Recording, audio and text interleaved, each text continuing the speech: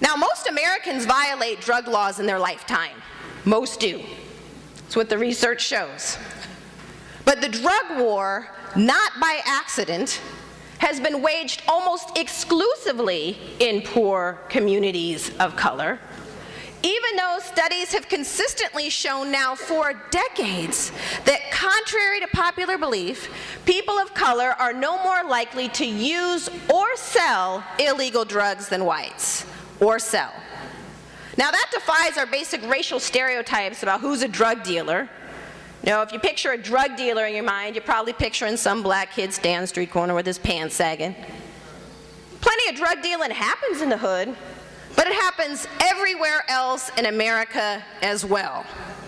A white kid living in rural Kansas doesn't drive to the hood to get his marijuana or his meth or his cocaine.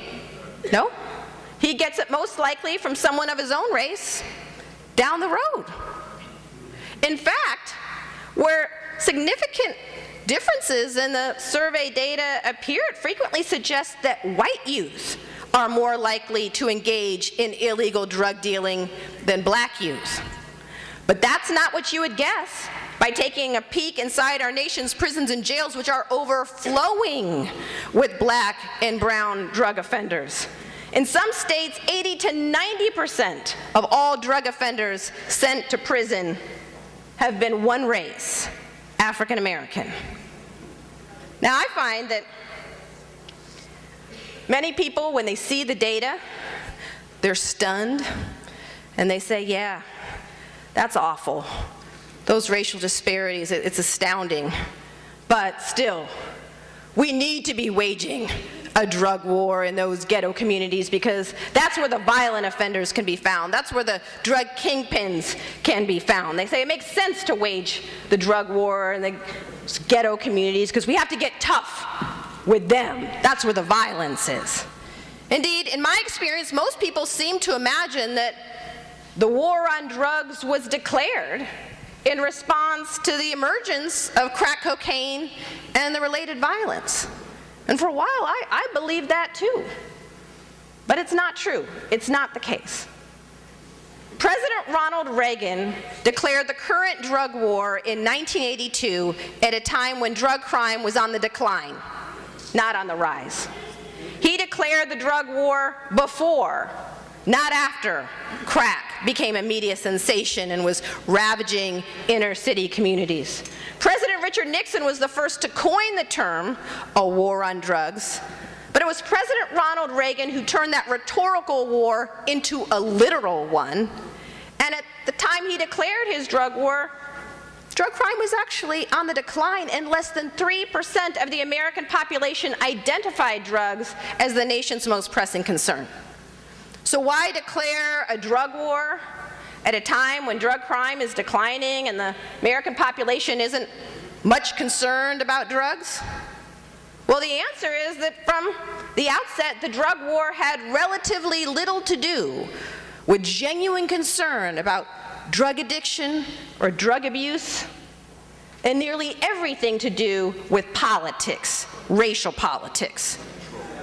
Numerous historians and political scientists have now documented that the war on drugs was part of a grand Republican Party strategy known as the Southern Strategy of using racially coded, get tough appeals on issues of crime and welfare to appeal to poor and working class whites in the South who were resentful of, fearful of, anxious about many of the gains of African Americans in the civil rights movement.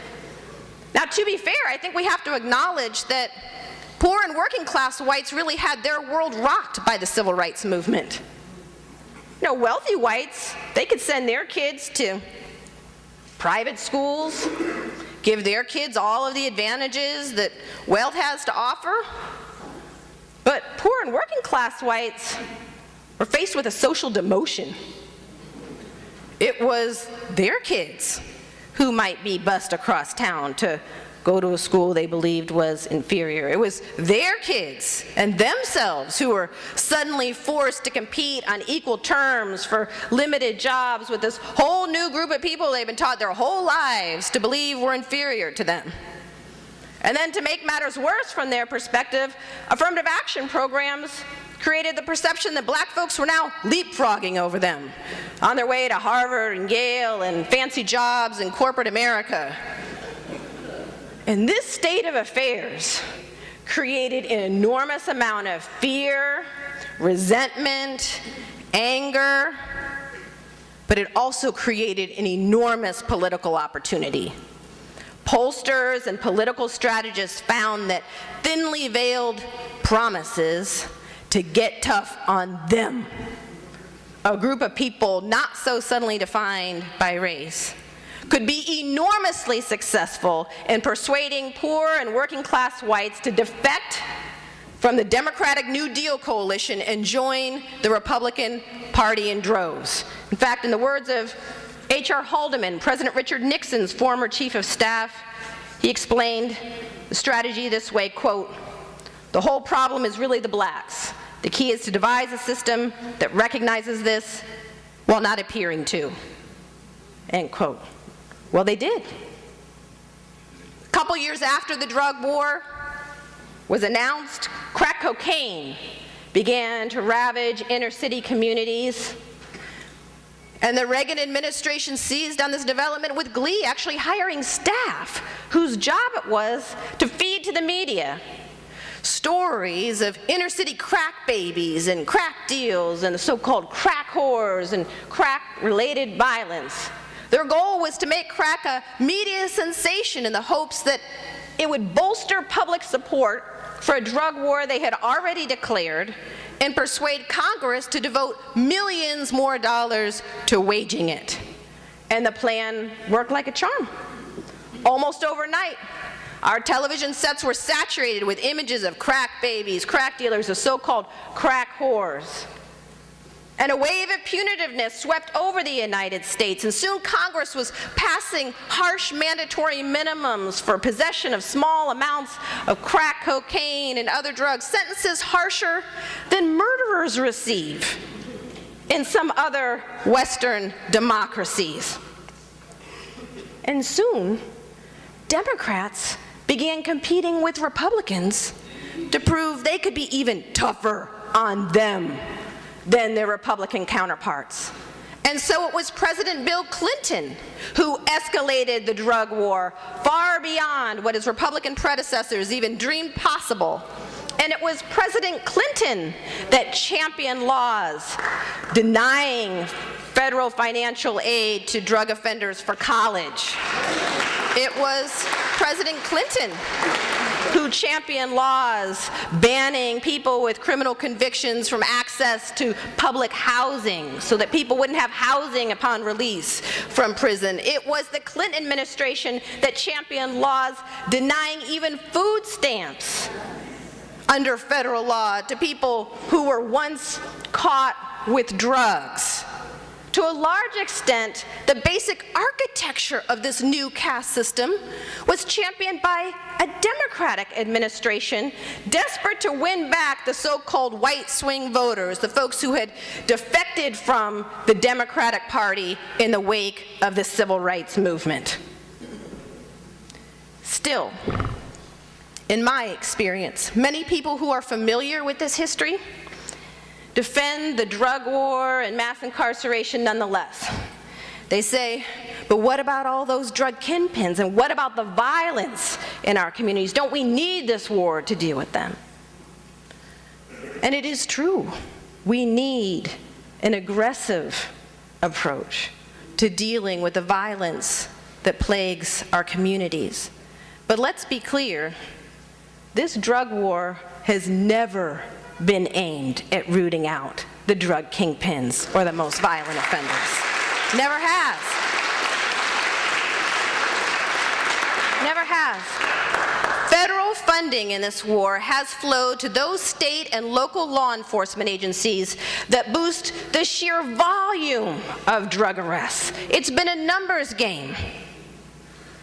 State and local law enforcement agencies are rewarded in cash by the millions for the sheer numbers of people swept in to the system for drug offenses. This helps to explain why law enforcement so often goes out looking for the so-called low-hanging fruit, stopping, frisking, searching as many people as possible, pulling as many vehicles as possible over in a search for drugs. But of course, they don't do that so much in middle-class white neighborhoods. They don't sweep college campuses and universities for drugs, though plenty can be found there, I can assure you. No. These tactics are applied only in poor communities of color, because that's where they can get away with it and still get paid. And the results are predictable. People of color have been rounded up in mass for relatively minor, nonviolent drug offenses. In 2005, for example, 4 out of 5 drug arrests were for simple possession, only 1 out of 5 for sales. Most people in state prison for drug offenses have no history of violence or significant selling activity. And in fact, in the 1990s, the Clinton years, the period of the greatest escalation of the drug war, nearly 80% of the increase in drug arrests were for marijuana possession, a drug has now been shown to be less harmful, less addictive than alcohol or tobacco, and at least, if not more prevalent, in middle-class white communities and on college campuses as it is in the hood. But by waging the drug war exclusively in the hood, we've managed to create a vast new racial undercast in an astonishingly short period of time. Millions of people are now saddled with criminal records and legally denied the very rights supposedly won in the civil rights movement.